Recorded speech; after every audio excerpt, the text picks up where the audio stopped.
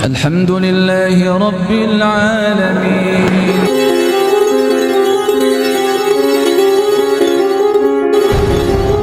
Maka dengan bayi yang berbicara seperti itu, si ibu ini semakin yakin atas ketauhidan yang dipegangnya, semakin yakin atas kebenaran ketuhanan Allah Subhanahu wa taala, maka hilanglah keraguan-keraguan. Dari ibu ini pun sudah menceburkan diri di dalam api, di dalam parit yang di dalamnya api bersama bayinya.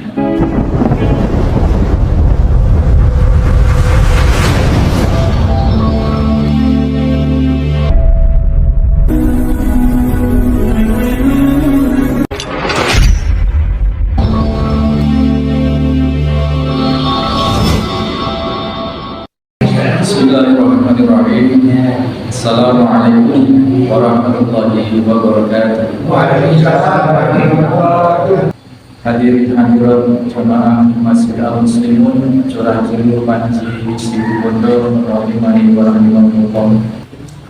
Kemudian sampai di situ para penggawa kemudian mengatakan bahwasanya ara'aita kunta tahdaru qad wallahi nazala bik. Tidaklah kau melihat wahai sang raja bahwa yang selama ini kau khawatirkan sekarang menjadi kenyataan, yakni orang-orang tidak lagi menganggap engkau sebagai Tuhan, tetapi mereka telah beragama tauhid, menganggap Allah Rabbul Ulam itu, Rabbnya pemuda itu sebagai Rabb. Kemudian raja ini tidak lantas menjadi sadar. Dalam cerita ini raja ini semakin menjadi-jadi, keangkuhannya telah ditunjukkan kebesaran Allah seperti itu, tidak menjadi semakin sadar dan bertaubat, tetapi justru kesombongannya dan zalimannya tambah menjadi-jadi. Fa'amara bil raja ini memerintahkan kepada orang-orang, kepada pasukannya untuk membuat parit, membuat parit. Ukhdud itu jamak dari khaddun, itu parit. Kemudian fa'amar, maka kemudian raja itu memerintahkan bil ukhdud, membuat banyak parit di afwahis sikak, di setiap ujung gang, jadi pertigaan, setiap pertigaan dibuat parit, dibuat parit, dan parit itu lebar dan dalam, buat parit. Kerjakanlah di setiap pertigaan atau di setiap ujung gang itu parit-parit. Fahuddat, maka dikerjakanlah, digalilah parit-parit itu. Wa'ukrima fiha niron, dan kemudian dinyalakanlah di dalamnya itu api. Jadi parit itu kemudian dalam, lebar, ditimpuk kayu bakar, kemudian dinyalakan api. Buat apa ini? Dinyalakan api.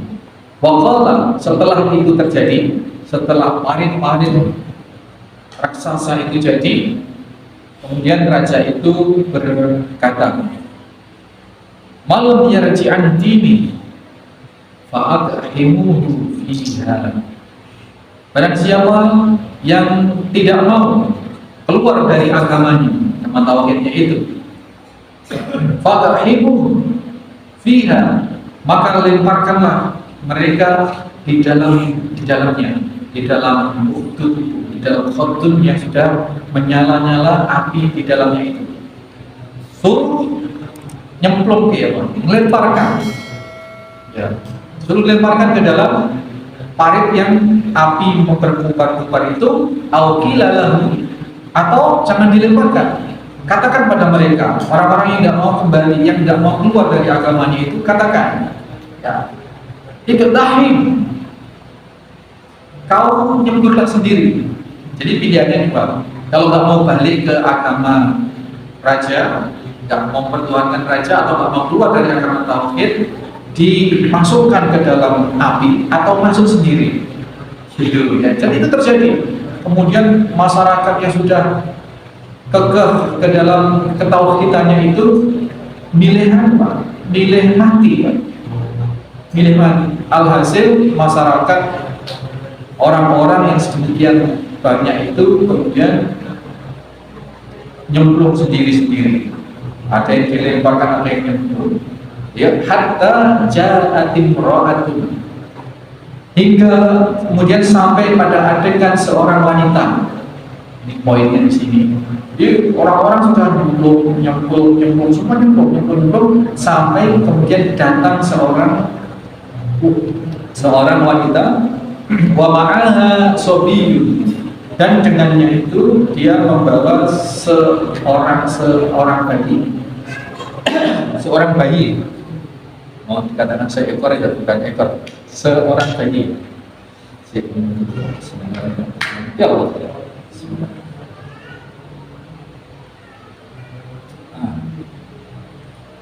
Karena api maka airnya cukup besar.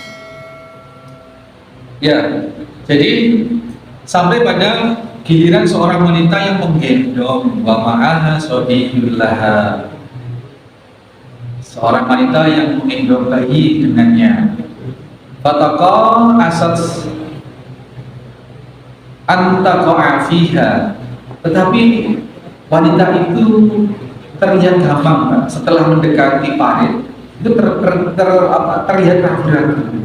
Dia menghentikan langkah dan terlihat ragu-ragu untuk masuk ke dalam parit yang sudah menyala seperti orang-orang. Setelah ibu yang membawa bayi itu, Pak, itu mau nyemplung, ragu-ragu. Ya, ragu-ragunya ini bisa dianalisa, apakah dia takut? Sepertinya tidak. Tapi dia mungkin ragu karena kok bayi kok, gimana bayi saya nanti, gitu ya. Kasihan sama bayinya, mungkin seperti itu. Maka dia terlihat terhenti dan gamang, ragu-ragu. Nah, di dalam keraguan-raguan itu, faqala gulam, maka bayi yang digendong itu bicara. Nah, ini dalam sejarah ada 3 bayi yang ditakdirkan oleh Allah diberi keistimewaan bisa bicara, termasuk bayi ini. Yang pertama, bayinya Nabi Isa alaihissalam. Ketika Maryam itu dituduh berzina, digunjingkan orang, kemudian bayi ini kemudian membela. Jadi orang-orang ini, Maryam suruh diam, suruh puasa diam oleh bapaknya, dan itu perintah Allah. Tidak boleh memberi keterangan apapun. Perawan kok menteng, itu perawan kok hamil kemudian melahirkan, oleh Allah suruh diam, sudah diam. Kemudian orang-orang begitu mengembangkan kisah yang bayi bisa ngomong. Orang-orang kemudian heboh, Pak.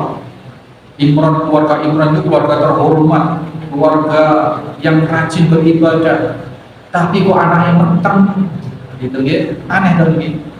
Akhirnya disuruh puasa diam Maryam, kemudian sampai pada satu titik puncak di mana kondisi sudah semakin tidak terhindari, mau dimasak dan lain sebagainya, maka dilakukan tanya kepada bayi, kok bisa Siti Maryam hamil dan melahirkan bapaknya siapa? Kemudian Nabi Isa alaihissalam berbicara, baru orang-orang percaya bahwa ini atas kuasa Allah Subhanahu wa Ta'ala. Itu satu. Yang kedua, bayinya anak pelacur yang memfitnah Jurais. Jurais itu seorang yang ahli ibadah. Dia tinggal di atas bukit dengan mihrab, dengan langgarnya, musola kecilnya. Kemudian dia difitnah, dicemarkan namanya, mutus pelacur, seorang yang merusak namanya itu, kemudian menggoda si itu, tetapi dia tidak mau, kemudian gagal menggoda Jurais, kemudian dia pulang berzina dengan tukang Amon kambing. Dia hamil, kemudian dia melahirkan, dan dia ngepret, Pak, kemana-mana. Ini anaknya Jurais, si ahli ibadah itu. Wah, kemudian orang-orang heboh, Pak. Jurais ini mau dimasang, mihrabnya diobrak-abrik, langgarnya dirobohkan, mencemari kampung kita ini. Kelihatannya aja alim, kelihatannya aja suka beribadah, ternyata gitu toh. Nah, kemudian diseretlah, diaraklah si Jurais itu ke Kali Desa seperti itu. Lalu dihadirkan itu si pelacur yang bersaksi bahwa ini adalah anaknya Jurais. Kemudian atas kuasa Allah Subhanahu wa taala, ketika pejabat atau kepala suku, kepala kampung itu berkumpul dengan masyarakat banyak, lalu bayi itu ditakdirkan oleh Allah bisa bicara bahwa yang menghamili ibunya itu si pelacur itu bukanlah Jurais, tetapi itu si gembala kambing. Ini bayi kedua yang bisa bicara. Bayi ketiga yang bisa bicara dalam sejarah dalam Al-Quran itu adalah bayi yang dalam kisah Ashabul Ukhdud ini, di mana ibu yang menggendong bayi yang mau membuktikan keimanannya kepada Allah, mempertahankan tauhidnya, dia harus rela mengorbankan dirinya dan ragu-ragu karena kasihan dengan bayinya. Maka di saat yang krusial semacam itu, si bayi ngomong kepada ibunya. Faqala lahal gulam, berkatalah bayi itu, ya ummah isbiri fa innaki alal haq. Wahai ibu tersayang, bersabarlah, bersabarlah, sesungguhnya engkau di dalam keputusan yang benar, di dalam jalur yang benar, yang hak.